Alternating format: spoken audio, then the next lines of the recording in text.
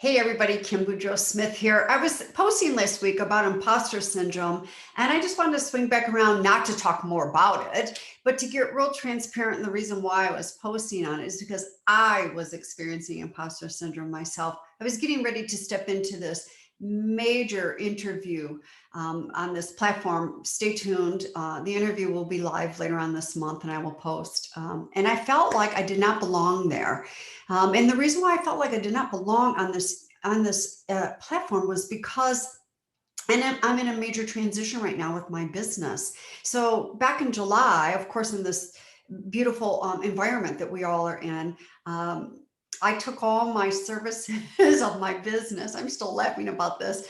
And I stood here with my hands on my hips and said, let's put them in a box, all my services, and shake it and flip it upside down. And what pieces of my business, of those services that don't fall to the floor, we will keep, and the ones that fall, we'll revamp. Well, okay, law of gravitation, everything fell to the floor.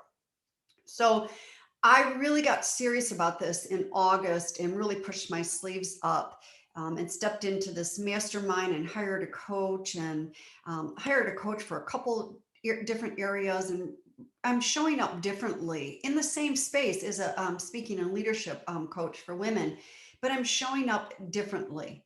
I've revamped the whole business.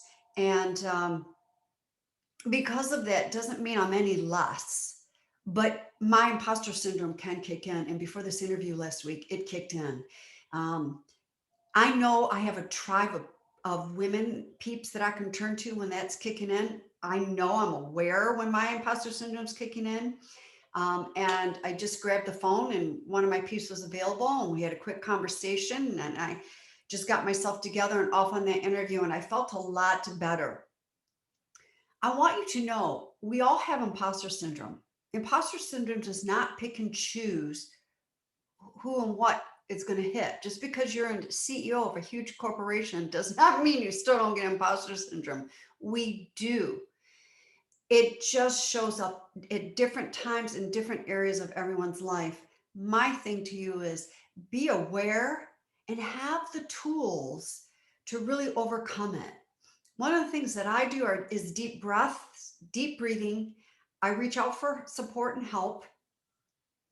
And I try to get my brain and my body, my head, out of my head, back into my body, into a present moment.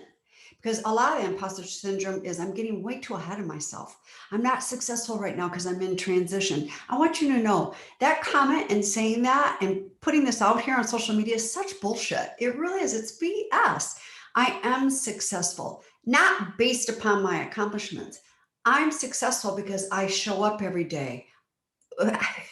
I show up every day, and sometimes not with the strongest mindset and sometimes with the strongest mindset, but I'm showing up every day.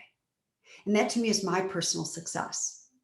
So I just wanted to share with you, I did have imposter syndrome last week and got through it. I'll be sharing the interview later on this month. And I say to all of you, we have it. Just have the tools to work through and overcome it, and have your peeps to reach out to. And by the way, those peeps are not everybody. Those are some real trusted sisterhood peeps that have your back.